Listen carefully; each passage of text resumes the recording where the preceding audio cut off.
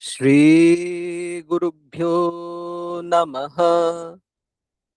हरिः ओम।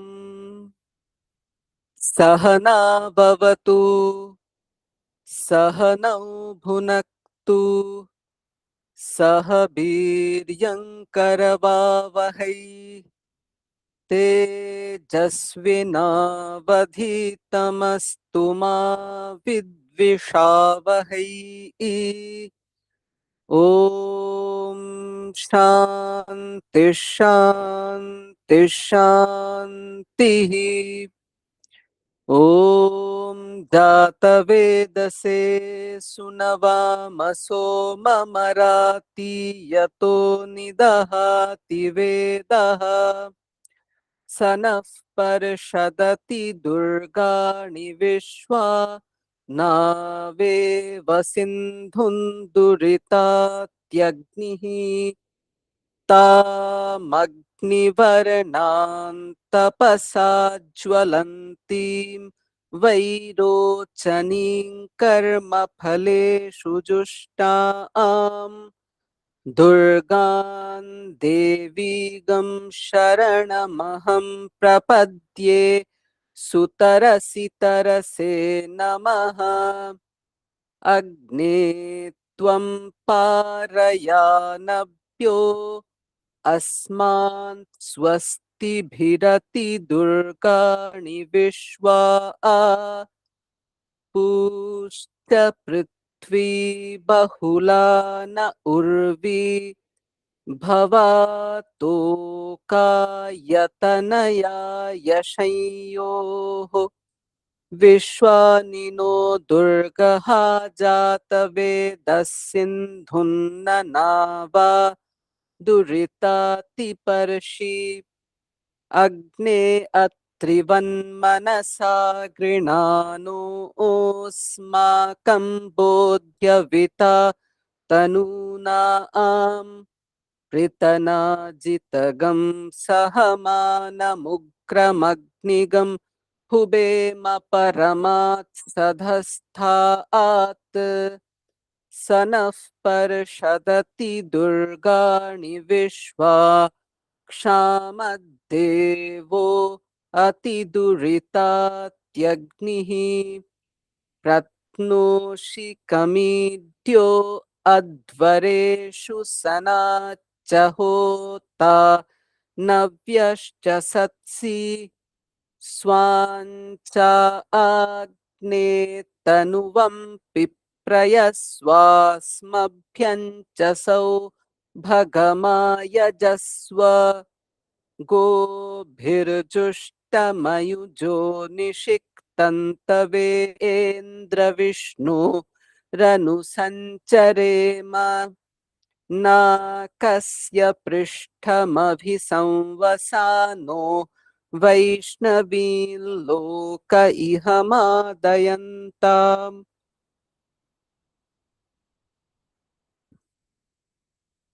ॐ कात्यायनाय विद्महे कन्याकुमारी धीमहि तन्नो दुर्गिः प्रचोदयात्। ॐ शान्ति शान्ति शान्तिः। अथ श्रीमद्भगवद्गीता अथ नवमोऽध्यायः। श्रीभगवानुवाच गतिर्भर्ता प्रभुः साक्षी निवासः शरणं सुहृत् प्रभवः प्रलयस्थानं निधानं बीजमव्ययम् तपाम्यहमहं वर्षं निगृह्णाम्युत्सृजामि च अमृतं चैव मृत्युश्च सदसच्चाहमर्जुन त्रैविद्या मां सोमपाः पूतपापा यज्ञैरिष्ट्वा स्वर्गतिं प्रार्थयन्ते ते पुण्यमासाद्य सुरेन्द्रलोकम् अश्नन्ति दिव्यान् दिवि देवभोगान् ते तं भुक्त्वा स्वर्गलोकं विशालम् क्षीणे पुण्ये मर्त्यलोकं विशन्ति एवं त्रयी धर्ममनुप्रपन्ना गतागतं कामकामा लभन्ते अनन्याश्चिन्तयन्तो मां ये जनाः पर्युपासते तेषां नित्याभियुक्तानां योगक्षेमं वहाम्यहम् येऽप्यन्यदेवता भक्ता यजन्ते श्रद्धयान्विताः तेऽपि मामेव कौन्तेय यजन्त्यविधिपूर्वकम् अहं हि सर्वयज्ञानां भोक्ता च प्रभुरेव च न तु मामभिजानन्ति तत्त्वेनातश्च्यवन्ति ते यान्ति देवव्रता देवान् पितॄन् यान्ति पितृव्रताः भूतानि यान्ति भूतेज्या यान्ति मद्याजिनोऽपि माम् पत्रं पुष्पं फलं तोयं यो मे भक्त्या प्रयच्छति तदहं भक्त्युपहृतम् अश्नामि प्रयतात्मनः यत्करोषि यदश्नासि यज्जुहोषि ददासि यत्तपस्यसि कौन्तेय तत्कुरुष्व मदर्पणम् शुभाशुभफलैरेवं मोक्ष्यसे कर्मबन्धनैः सन्न्यासयोगयुक्तात्मा विमुक्तो मामुपैष्यसि समोऽहं सर्वभूतेषु न मे द्वेष्योऽस्ति न प्रियः ये भजन्ति तु मां भक्त्या मयि ते तेषु चाप्यहम् अपि चेत् सुदुराचारो भजते मामनन्यभाक् साधुरेव समन्तव्यः सम्यग् व्यवसितो हि सः क्षिप्रं भवति धर्मात्मा शश्वच्छान्तिं निगच्छति कौन्तेय प्रतिजानीहि न मे भक्तः प्रणश्यति मां हि पार्थव्यपाश्रित्य येऽपि स्युः पापयोनयः स्त्रियो वैश्यास्तथा शूद्राः तेऽपि यान्ति परां गतिम् किं पुनर्ब्राह्मणाः पुण्या भक्ता राजर्षयस्तथा अनित्यमसुखं लोकम् इमं प्राप्य भजस्व मां मन्मना भव मद्भक्तो मद्याजी मां नमस्कुरु मामे वैष्यसि युक्त्वैवम् आत्मानं मत्परायणः ॐ तत्सदिति श्रीमद्भगवद्गीतासु उपनिषत्सु ब्रह्मविद्यायां योगशास्त्रे श्रीकृष्णार्जुनसंवादे राजविद्या राजगुह्ययोगो नाम नवमोऽध्यायः।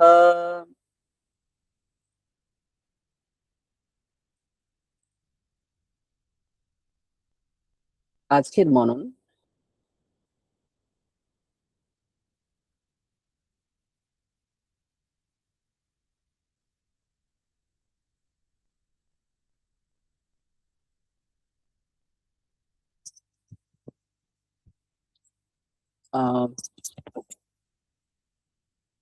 আমাদের কি আজকে 28 নম্বরটা মনে হচ্ছে গত এতে হয়েছিল কি? একটু কনফার্ম করবেন কেউ,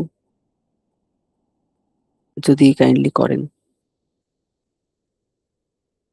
একটু চেক করে নিচ্ছি।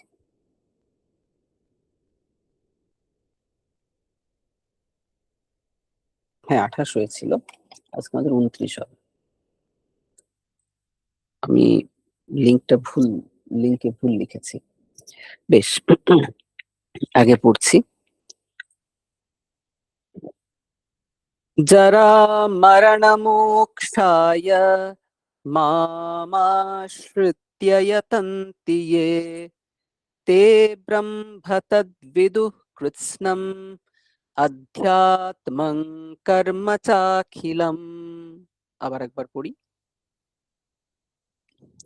যারা মরণমোক্ষায় মামাশ্রিত্য यतन्ति ये ते ব্রহ্ম তদ্বিদুঃ কৃৎস্নম अध्यात्मं कर्म चाखिलम्।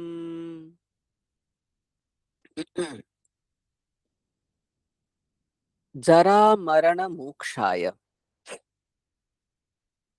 জরা এবং মরণ এই দুটির থেকে মুক্তি পাওয়ার জন্য মাম আশ্রিত্য ইয়ে ইয়াতন্তি, অর্থাৎ মাম মানে পরমেশ্বরম, আমাকে পরমেশ্বরকে আশ্রয় করে, পরমেশ্বরকে আশ্রয় করা মানে কি? শঙ্করাচার্য বলছেন মৎ সমাহিত চিত্তাহ সন্তঃ, অর্থাৎ আমাতে যিনি মনকে একাগ্র করে সমাহিত করে প্রচেষ্টা করছেন জরা মরণের থেকে মুক্তির জন্য, তে ইয়ৎ ব্রহ্ম পরম, তারা ওই যে ব্রহ্ম হচ্ছে পর, পর মানে শ্রেষ্ঠ তত্ত্ব, যে ব্রহ্ম তত্ত্ব, নির্গুণ ব্রহ্ম তত্ত্ব, তদ্বিদুহু, তারা সেই ব্রহ্ম তত্ত্বকে জানে, এবং কৃৎস্নম মানে হচ্ছে সকল, অধ্যাত্মম অখিলম কর্ম চ বিদুহু, অধ্যাত্ম মানে আহ এই আত্মা বিষয়ক যা যা বিষয়সমূহ আছে সে সমস্ত জানতে পারে, এবং যা যা কর্ম আছে সেগুলোও জানতে পারে। তো যারা এই পরমাত্মাতে মনকে সমাহিত করে জরা এবং মরণ থেকে মুক্তির জন্য প্রচেষ্টা করে, মোক্ষের জন্য প্রচেষ্টা করে, তারা সেই পরম ব্রহ্মতত্ত্বকে জানতে পারে, এবং যত অধ্যাত্ম বিষয় আছে, অধ্যাত্ম মানে হচ্ছে প্রত্যগাত্মা বিষয়ক যা যা বস্তু আছে, এবং যা যা কর্ম আছে, করণীয় কর্ম আছে, ঠিক আছে, সেগুলো সে জানতে পারে। তো এখানে অনুবাদে তাই বলা হয়েছে যারা আমার শরণাগত হয়ে, শরণাগত মানে এখানে সমাহিত চিত্ত, শঙ্করাচার্য অর্থ করছেন মাম আশ্রিত্য মানে মৎ সমাহিত চিত্তাহা, আমাতে মনকে সমাহিত করে যারা জরা মরণ থেকে মুক্তি লাভের জন্য প্রযত্ন করে, তারা কি হয়, এই যে ব্রহ্ম, পরম ব্রহ্ম, সেই পরম ব্রহ্মকে জানতে পারে, এবং সকল অধ্যাত্ম, এবং অধ্যাত্ম মানে আত্মবিষয়ক যে বস্তু, ঠিক আছে, সেই আত্মবিষয়ক বস্তুকে জানতে পারে, এবং সমস্ত কর্ম সম্পর্কে অবগত হয়। এখানে আমরা জানি জরা মানে হচ্ছে যে বার্ধক্য, আর মরণ তার মানে হচ্ছে মৃত্যু। তো এই জরা মরণ এগুলো কষ্টদায়ক। কষ্টদায়ক কেন? কারণ বার্ধক্য যেমন আমাদের প্রজ্ঞাতে একটা পরিণতি নিয়ে আসে, ম্যাচুরিটি নিয়ে আসে, একজন যুবক এবং একজন বয়স্ক মানুষের চিন্তন পদ্ধতির মধ্যে পার্থক্য আছে। একজন বয়স্ক মানুষের প্রজ্ঞা অনেক বেশি, তার কারণ তিনি জীবনকে অনেক বেশি দেখেছেন।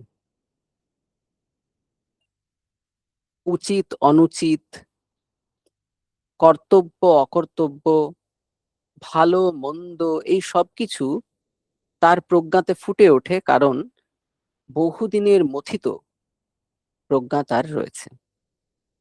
কিন্তু এই বয়োবৃদ্ধতা তার সাথে নিয়ে আসে শারীরিক কিছু অবক্ষয়, এটা স্বাভাবিক। আর যুবক অবস্থাতে যেমন ছোটাছুটি করা যায়, আহ অনিয়ম করা যায়, ঠিক আছে, বার্ধক্য অবস্থায় সেটা করা যায় না। খুব সচেতন ভাবে সুন্দরভাবে থাকতে হয়। তো তারপরে বিভিন্ন রোগজনিত বয়সজনিত কষ্ট তো আছেই। তাই জরা মানুষকে কষ্ট দেয়, মৃত্যু মানুষকে কষ্ট দেয়। তার কারণ তার সারা জীবনের অর্জন সেটা ছেড়ে তাকে চলে যেতে হয় বলে। এবং শঙ্করাচার্য যখন আহ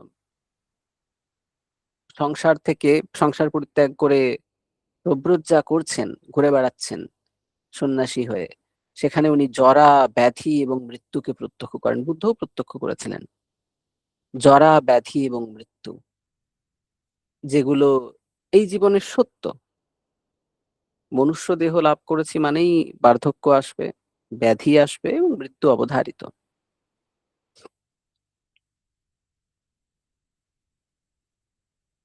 মানে মৃত্যুর জন্য আমাদের আলাদা করে চিন্তা করার কোনো আবশ্যকতা নেই। সেই মরার আগে কতখানি বাঁচলাম, সেটাই হচ্ছে আমাদের চিন্তার বিষয়।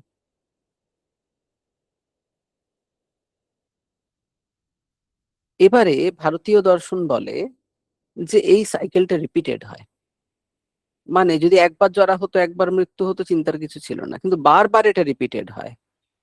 তাই যারা এই আহ যাদের আধ্যাত্মিক চেতনা আছে, তারা কি করেন, তারা এই জরা মরণের চক্র থেকে নিবৃত্ত হতে চান।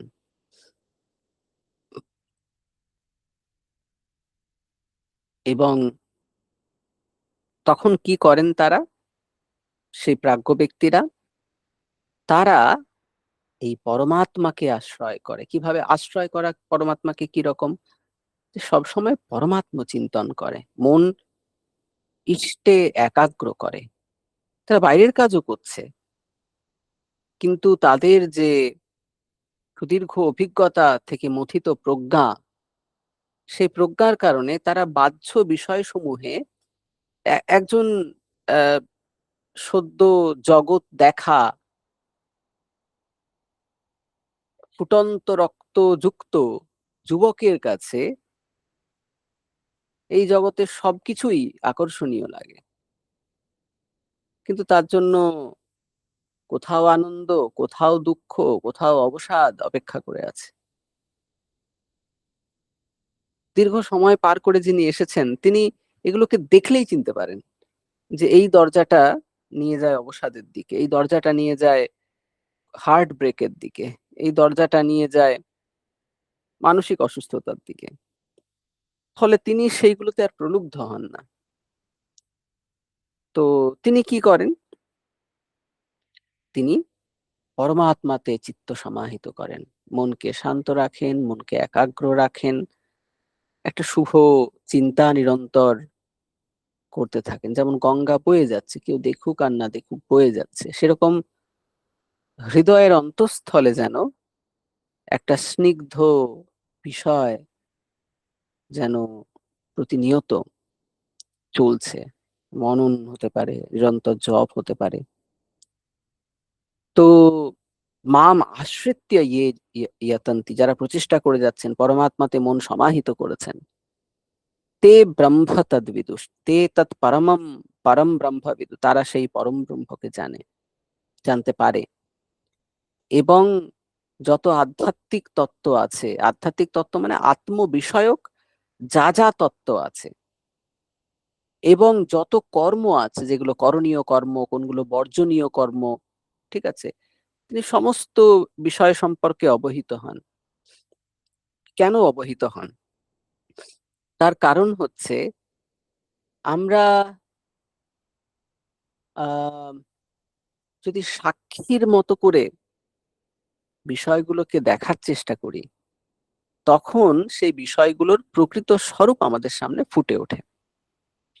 আপনারা দেখবেন যে কেউ আপনার সাথে কথা বলতে এলে বা কোনো বিষয়ে যদি আপনার পরামর্শ চায়, আপনি দারুণ উপদেশ দিতে পারেন, এবং তাতে তার মানে যে আপনার কাছে উপদেশ নিতে চাইছে তার কল্যাণ হয়। মানে আপনি শুধু যে এমনি উপদেশ দিচ্ছেন তা নয়, সত্যি সত্যি তাদের কল্যাণ হয়। কিন্তু আপনি নিজের জীবনে দেখবেন যে আমাদেরই এমন পরিস্থিতি আসে, কারণ আমরা লোকজনকে জ্ঞান দিই কিন্তু নিজে সেগুলো ঠিক করতে পারি না। নিজের বেলায় কেমন যেন সব ঘেটে যায়। তো এটা কেন হয়? আসলে আমরা যখন নিজেরা কোনো পরিস্থিতির সম্মুখীন হই, ব্যক্তিগত জীবনে ব্যক্তিগত সমস্যার কারণে, তখন আমরা ওর মধ্যে এনগেজড থাকি। আমাদের সাক্ষী ভাব থাকে না। আমরা ঢুকে থাকি ওর মধ্যে। যে সেটাকে থার্ড পারসন হিসেবে দেখে, তার মধ্যে না ঢুকে থেকে দেখে, তো সে একটা অন্য আঙ্গিক, অন্য আরেকটা পার্সপেক্টিভ আমাদের সামনে তুলে ধরতে পারে। তো এইজন্য আহ যদি কেউ সেরকম থাকে, তার সাথে আলোচনা করে নেওয়া ভালো। মানে এই কারণে নয় যে আমার বোধ বুদ্ধি নেই, আমি তো ঠিকই করব, সেই কারণে নয়, একটা পার্সপেক্টিভের জন্য। আমি তো এটাকে এভাবে ভাবছি, একটা গুরুত্বপূর্ণ ডিসিশন নিতে চলেছি। তো এটা তৃতীয় ব্যক্তির দৃষ্টিতে, যে এর মধ্যে নেই, সে এটাকে কিভাবে দেখছে, তার একটা আনবায়াসড একটা ওপিনিয়ন কিরকম হতে পারে। এই জন্য আমরা আমাদের শিক্ষক মশাই বা যারা আমাদের বয়োজ্যেষ্ঠ আছেন, আমরা তাদের শরণাপন্ন হই এই কারণেই। এক তো তাদের প্রজ্ঞা আছে, যেটা আমি একটু আগে বলছিলাম, যে সুদীর্ঘ সময়ের যে অর্জিত অভিজ্ঞতা, সেই অভিজ্ঞতা মথিত যে প্রজ্ঞা, সেগুলো বয়োজ্যেষ্ঠদের আছে। তো আমরা দেখবেন যে কোনো একটা কাজ জানি, এটা বাবা মাকে বলে বিশেষ লাভ নেই, সেই তো আমিই করব, আমাকেই সবটা করতে হবে, তবু তাদেরকে একবার কানে তুলে দেওয়া হয়। কিসের জন্য? হতে পারে কোনো একটা পার্সপেক্টিভ আমি মিস করে যাচ্ছি, তারা বলে দিতে পারবেন। বা হয়তো স্ত্রীর সাথে আলোচনা করা হয়, কিসের জন্য? এটা থার্ড পার্সন ভিউ পাওয়া যাবে, আমি তো এর মধ্যে ঢুকে আছি। আহ, সে একটা ভিউ দিতে পারবে। পারিবারিক কিছু হলে আমরা বন্ধুদের সঙ্গে কথা বলি, মানে এক টাইপ অফ কাউন্সেলিং হয়ে যায় আমাদের। তো এখানেও সেরকম, যে যারা ঈশ্বরে মন রেখেছে, তাদের ফোকাসটা ওইদিকে। মানে জাগতিক যা কিছু চলছে সেটাকেও থার্ড পার্সনের মতো দেখে। তার ফলে তার একটা প্রপার আন্ডারস্ট্যান্ডিং কিন্তু হতে থাকে, যে কোনটা ইম্পর্টেন্ট, কোনটা ভ্যালুয়েবল, আমি কোনটা শুধুমাত্র ঝোঁকের বশে ঢুকে পড়ছি, যেখানে হয়তো সারবস্তু নেই, কিন্তু মোহের কারণে আমার ইন্দ্রিয় আহ দোষ বলবো না, মানে ইন্দ্রিয়ের প্রবৃত্তির কারণে, প্রোপেনসিটির কারণে আমি এই বিষয়গুলোতে প্রবেশ করে যাচ্ছি আর কি। তো সে তখন ওগুলো বুঝতে পারে, এবং সেই অনুসারে কোনটা তার কর্তব্য এবং কোনটা তার কর্তব্য নয়, সেগুলো নির্ধারণ করতে পারে। অধ্যাত্ম মানে তো সেই অন্তর্দৃষ্টির কথা বলা হচ্ছে না, যে এই স্থূল জগতের পরে আহ, স্থূল জগৎকে ভেদ করে যখন আমরা অন্তর্জগতে প্রবেশ করি, তখন আহ বাইরের সবকিছু আর আগের মতো থাকে না। এটা একদিক দিয়ে ভালো, আবার একদিক দিয়ে খারাপও। মাঝে মাঝে বোকা থাকা ভালো। না হলে ধরুন কেউ আহ প্রচুর জোরে গান বাজিয়ে উদ্দাম নৃত্য করছে, অথচ আপনার প্রবৃত্তিই হচ্ছে না সেখানে গিয়ে নৃত্য করার। তো অনেক সময় এরকম ভাব অনেকের চলে আসে। তো তার ফলে কি হয়, তারা কোনো কিছুতে ঠিক কানেক্ট করতে পারেন না। তো ওই জন্য কিছু কিছু সময় বোকার মতো আচরণ করতে হয়। না, আমি জানি এটাতে বিশেষ কিছু লাভ নেই, কিন্তু তথাপি তারা করেন। আমি দেখেছি মানে যারা খুব জ্ঞানী মানুষ তারাও মানে সচেতন ভাবেই বোকা বোকা কাজকর্ম করেন। মানে আমি মহারাজজিদের দেখতাম আমাদের সঙ্গে এসে আড্ডা দিতেন এবং তারা বিখ্যাত বিখ্যাত মানে অঙ্কে ধরুন একদম দারুণ দারুণ সব অ্যাওয়ার্ড পাওয়া, বা কেউ হয়তো কম্পিউটার সায়েন্সে একদম দিগ্গজ। তো তো তারা এসে এমনি এমনি বেকার আড্ডা দিতেন। কি খেলি রে, ক্যাব কোথায় কোথায় ঘুরতে গেলি, এইসব বেকার আড্ডা দিতেন। কিছুই না মানে আহ, মানে ওনাদের মাইন্ড রিফ্রেশিং টাইপের ব্যাপার। আমাদের খুব মজা হতো, ওনারা আমাদের সঙ্গে গল্প করছেন। উম, তো বিষয় হচ্ছে যেটা যে আহ, একটা একটা ডিটাচমেন্ট থাকে অনেক সময়, মানে আমি দেখেছি আমরা যে তারা হয়তো আধ্যাত্মিকের দিকে অনেক উন্নত, কিন্তু তথাপি জাগতিক ব্যবহার কিন্তু একদম সচেতন ভাবে করে থাকেন। আহ, মানে অনেক সময় আমাদের মনে হয় যে একটু আধ্যাত্মিক দিকে যদি একটু এগিয়ে যায় সম্পূর্ণ ডিটাচমেন্ট হয়ে যাবে, কারোর সঙ্গে কথা বলবো না, শুধু হরি হরি করব। ব্যাপারটা কিন্তু তা নয়, আমি ঠিক উল্টোটা দেখেছি যে তাদের লোকব্যবহার আরো অনেক মার্জিত পরিশীলিত হয়ে যায়। লোকব্যবহার মানে আমাদের যে ডেইলি কনভারসেশনস বা ডেইলি এনগেজমেন্টস, তো আরো অনেক বেশি পরিশীলিত হয়ে যায়। কিন্তু ওই আহ ওখানে ওই থার্ড পার্সনের দৃষ্টিটা থাকে, সাক্ষী হিসেবে সে কিন্তু পর্যবেক্ষণ করছে। এই লোকব্যবহার থেকে আগত কোনো সুখ বা দুঃখ তাকে স্পর্শ করে না। মুহূর্তের মধ্যে যেটা আসে মুহূর্তের মধ্যে বিলীন হয়ে যায়। ওটা সে মানে নিয়ে স্টোর হাউস তৈরি করে না মনে, জাজমেন্টাল হয় না। তো কারণ না হলে তো সেটা ভার হিসেবে জমা হবে। তো আমি যেটা বলতে চাইছি যে যখনই কেউ কারোর এই পরমাত্ম চেতনা, মানে বিশেষ করে পরমাত্মতে মনকে একাগ্র যখন কেউ করতে শুরু করে, তার কাছে একটা থার্ড পার্সন ভিউ আসে, মানে বাইরের জগৎকে সে আরো অন্য ভাবে দেখার একটা সুযোগ পায়। সে একটা প্রজ্ঞা তৈরি হয়, আত্মবিষয়ক যা যা তত্ত্ব আছে তার কাছে প্রতিভাত হতে থাকে। ঠিক আছে, মানে আমি অন্তর্জগতের যে যে তত্ত্বগুলো তার কাছে পরিস্ফুট হতে থাকে, এবং কোনটা কর্তব্য কর্ম এবং কোনটা কর্তব্য কর্ম নয় সেটা সে বুঝতে পারে। কিসের কারণে? তার এই পরমাত্ম বিষয়ক একাগ্রতার কারণে, মাম আশ্রিত্য, পরমাত্মাকে আশ্রয় করার কারণে।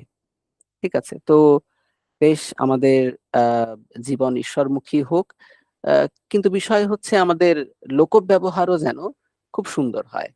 আমরা আমরা তো সাধু সন্ন্যাসী নই, আমরা সংসারে থাকি। সংসারে কত মানুষের সাথে আমাদেরকে কথা বলতে হয়। তো আহ আমাদের কথার মধ্যে যেন সে স্নিগ্ধতা থাকে। আমরা যেন অকারণ নিজেদের মানসিক কষ্ট হবে এমন বিষয়ে, যেগুলোকে অ্যাভয়েড করা যায় এমন বিষয়ে জড়িয়ে না পড়ি।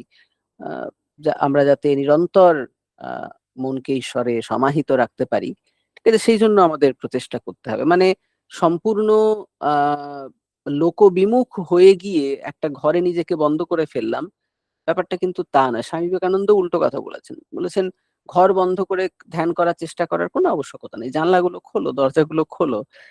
তো লোকব্যবহার জারি রাখতে হবে। বহু মানুষের যদি কারোর ভালো করার সুযোগ পাওয়া যায় চেষ্টা করতে হবে। আহ মানে আমরা আধ্যাত্মিক পথে এগুতে গিয়ে যেন কি বলবো, অসামাজিক না হয়ে পড়ি। সামাজিক ব্যবহারও যেন আমাদের খুব সুন্দর হয়, খুব স্নিগ্ধ হয়। তো বা এমন বাধ্যবাধকতা নেই যে স্নিগ্ধ হতে হবে, মানে মানে যেন লোক ব্যবহারটা ঠিকঠাক হয় আর কি, আহ, যথাযথ হয়, যেমনটা হওয়ার কথা বলে আপনি মনে করেন ঠিক যেন তেমনটা হয়, ব্যাস এটুকুই। তো এই হলো বিষয়।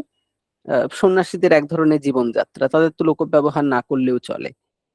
তাদেরকে তো বাজার তারা যেতেও পারে, নাও যেতে পারে।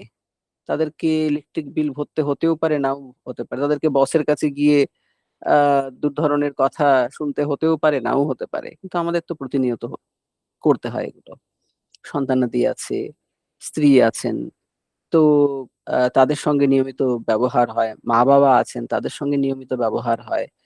তো বাইরে বন্ধু বান্ধব আছে, আহ বৃহত্তর একটা পরিচিতির জায়গা রয়েছে, সেখানে নিয়মিত লোক ব্যবহার হয়। তো আমরা তো লোকবিমুখ হতে পারবো না।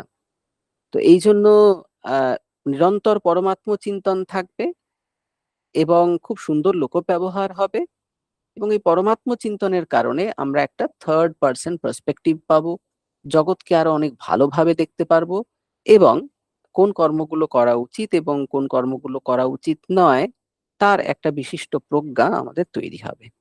ঠিক আছে? তো আমার মনে হয় এই শ্লোকটার থেকে এটা টেক অ্যাওয়ে। বেশ, আর দীর্ঘায়িত করছি না।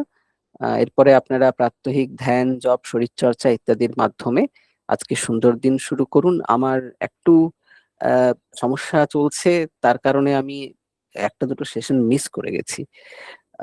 কিন্তু আশা করছি ভবিষ্যতে এরকম হবে না। আগামী আগামী দিন থেকে পলাশ স্যার উনি পরিচালনা করবেন। আমরা এক সপ্তাহ এক সপ্তাহ করে পরিচালনা করার পরিকল্পনা করছি, যাতে আমরা দুজনেই নিয়মিত সংলগ্ন থাকতে পারি। না হলে উভয়েরই আর কি একটু অভ্যাসে, মানে কি বলবো, একটু আহ, আহ, অভ্যাস থাকে না আগে আগে ওঠার, তো দিয়ে সমস্যা হতে পারে। তো ওই জন্য আমরা এরপরে এক সপ্তাহ এক সপ্তাহ করে পরিচালনা করব। আম, তো আমি গ্রুপে লিখে দেব। আর যে মিটিংটার কথা বলেছিলাম সেটাও আমি গ্রুপে লিখছি।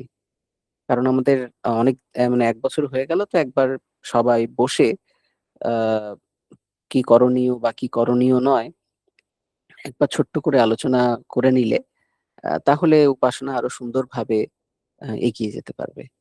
বেশ, আর দীর্ঘায়িত না করে আমাদের আজকের এই উপাসনা পর্ব এখানে শেষ করছি। আপনাদের সুন্দর দিন শুরু হোক।